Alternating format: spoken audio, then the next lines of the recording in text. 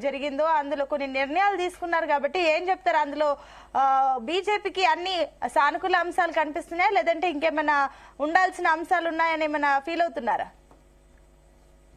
మేము ఫీల్ కావడానికి అదేం లేదు. ఇవాళ తెలంగాణ ప్రజలు ఫీల్ అవుతున్నారు.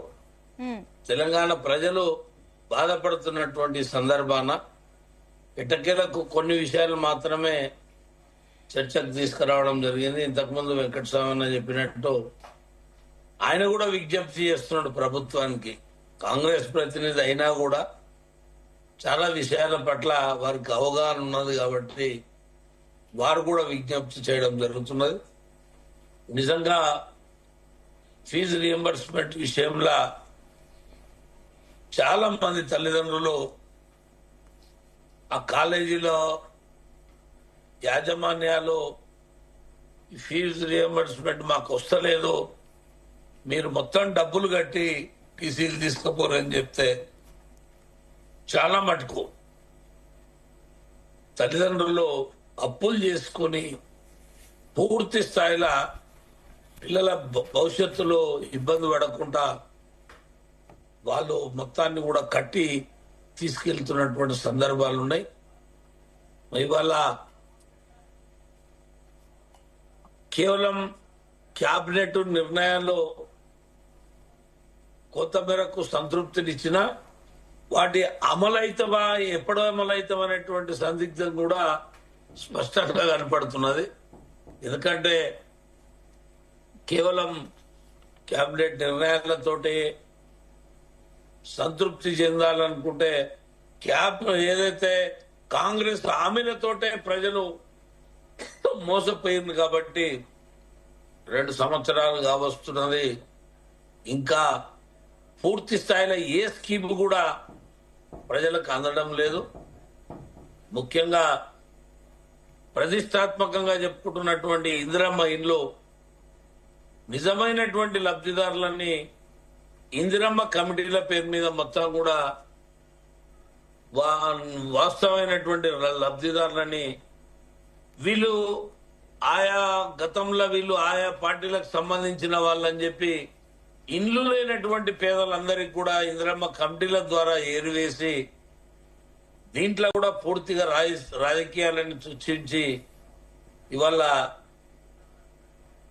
ఇందిరమ్మ ఇల్లు నిజమైన లబ్ధిదారులకు చేకూరటం లేదు. ప్రజా ఏదైతే మన కమిటీలు కూర్చున్నప్పుడు ఒక లిస్ట్ ఉన్నది, తీరా అది చూష్టాలకల్లా ఒక లిస్ట్ వచ్చింది. ప్రజలు ఇప్పుడు ఎవరిని అడగాలో కూడా తెలుస్తలేదు. అప్పుడు ప్రజా కమిటీలు అని చెప్పి గ్రామాలలో తిరిగి చేసినటువంటి లిస్టులు చదివి ఇవాళటి వరకు కూడా పేదవాళ్లకు రేషన్ కార్డులు అందలేదు. ఇప్పటి వరకు ఒక్క రేషన్ కార్డు కూడా వాళ్ళకు ముట్టలేదు. ఇవన్నీ చాలా విషయాలు ఇలా క్యాబినెట్ విస్మరించడం జరిగింది.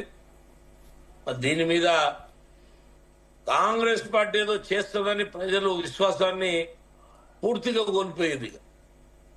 వీళ్ళేదో కంటి తుడుపు చర్యలుగా కొన్ని నిర్ణయాలు తీసుకున్నంత మాత్రాన ప్రజలు సంతృప్తిగా లేరనేటువంటి అంశం మన కళ్ళ ముందు కనపడుతున్నది. ఇవాళ దీనివల్ల ప్రజలకు ఒరిగేది ఏం లేదనేది భారతీయ జనతా పార్టీ అభిప్రాయం. ఓకే అండి. ఎస్ దిలీప్ రెడ్డి గారు, good morning. Good morning panel members కి. సో ఏం చెప్తారు? నిన్న కేబినెట్ మీటింగ్ లో కూడా మొత్తం 70కి పైగా కొన్ని అంశాలపైన చర్చించి ఒక నిర్ణయం అయితే తీసుకున్నారు. సో దీనిపైన బీఆర్ఎస్ అభ్యంతరాలు ఏంటి? ఈరోజు చూస్తా ఉంటే ఉద్యోగులకు 5 డిఏలు పెండింగ్ పెట్టి ఈరోజు ఒకటే డిఏ రిలీజ్ చేయడం అని చెప్పేసి ఈరోజు బీఆర్ఎస్ పార్టీ తరఫున దీనిపై అభ్యంతరం వ్యక్తం చేస్తా ఉన్నాం. ఎందుకంటే ఆ రోజు అభయస్థ మేనిఫెస్టో పెట్టి అభయస్థ మేనిఫెస్టోలో మేము అధికారంలోకి వచ్చిన వెంటనే పెండింగ్ లో ఉన్న 3 డిఏలను శాంక్షన్ చేస్తామని చెప్పి ఆ రోజు హామీ ఇచ్చింది ఈ కాంగ్రెస్ ప్రభుత్వం అని చెప్పుకున్నటువంటి ప్రభుత్వం. కానీ ఈరోజు ఏం చెప్తుంది, ఒక డిఏ ఇప్పుడు ఇస్తారట, మళ్ళొక డిఏ 6 నెలల తర్వాత ఇస్తారట. అంటే 6 నెలల తర్వాత అంటే మరొక డిఏ యాడ్ అవుతుంది కదా. ఈరోజు 100 రోజుల్లో 6 గ్యారంటీలు 6 గ్యారంటీలో భాగంగా 13 హామీలు అమలు చేస్తా అన్నటువంటి కాంగ్రెస్ ప్రభుత్వం కేవలం బస్సు తప్ప మిగతా అన్ని తుసి చేసినటువంటి చరిత్ర మనం చూసినాం. అటువంటి ఈ ప్రభుత్వాన్ని మళ్ళా మనం మరొక డిఏ 6 నెలల తర్వాత ఇస్తా అంటే నమ్మే పరిస్థితి ఈరోజు ప్రజలలో ఉన్నదా, ఉద్యోగుల్లో ఉన్నదా అని చెప్పేసి మేము ఈ సందర్భంగా ప్రశ్నిస్తూ ఉన్నాం. ఈరోజు ఏది తీసుకున్నా సరే ఆ రోజు ఉన్నటువంటి బీఆర్ఎస్ ప్రభుత్వంలో తీసుకున్న ఈహెచ్ఎస్ స్కీమ్నే జీవోనే ఈరోజు ఉద్యోగులకు అమలు చేస్తూ ఉన్నారు తప్ప ఈరోజు వాళ్ళు చేసింది కొత్తగా ఏం లేదని చెప్పేసి తెలియజేస్తూ ఉన్నాం. ఇంకా ఒకటి, ఇందిరా మహిళా శక్తి పేరిట ఒకసారి మన రేవంత్ రెడ్డి గారు 2 చెక్కులు ఇచ్చారు. అంతకుముందుకు వరంగల్ సభలో 2 సార్లు ప్రమాద బీమా, జీవిత బీమా సంబంధించిన చెక్కులు ఇచ్చారు. అవే చెక్కులను ఈరోజు చెల్లకుండా ఆ 2 సార్లు ఇచ్చిన చెక్కులు చెల్లలేవు. ఈరోజు మళ్ళీ క్యాబినెట్లో వాటికి ఆమోదం తెలుపుతున్నారు. అంటే 2 సార్లు ఇచ్చినటువంటి చెక్కులు చెల్లలేవని వాళ్ళే ఒప్పుకున్నట్టు కదా అని చెప్పేసి ఈ సందర్భంగా మేము అడుగుతా ఉన్నాము. ఇదే విధంగా ఈరోజు జాబ్ క్యాలెండర్ అని చెప్పేసి ఆనాడు చెప్పిండు, ఇంతవరకు అది అమలే కాలేదు. వీళ్ళు ఇస్తా అన్నటువంటి హామీలు ఈ టైం బౌండ్లో అమలైతే అని చెప్పేసి ఖచ్చితంగా నమ్మేటువంటి పరిస్థితి ఈ రాష్ట్రంలో ఎవరు నమ్మట్లేరు. ముఖ్యంగా ఉద్యోగులు అయితే అసలే నమ్మట్లేరు. ఈరోజు ఎవరు ఒప్పుకున్నా ఒప్పుకోకున్నా ఈ కాంగ్రెస్ ప్రభుత్వం వచ్చిందంటే దాంట్లో ఉద్యోగులకు చాలా కీలక పాత్ర అని చెప్పేసి మనందరికి తెలుస్తూ ఉన్నది. ఈరోజు వాళ్ళు ఒప్పుకోవాలా? కానీ ఈరోజు అటువంటి ఉద్యోగులకే ఈరోజు వాళ్ళు మొండి చేయి చూపిస్తూ ఉన్నారు అనేది నిజంగా శోచనీయటువంటి అంశము. ఇదే కాకుండా అసలు పిఆర్సీ ఊసే లేదు ఈ కేబినెట్ నిర్ణయంలో.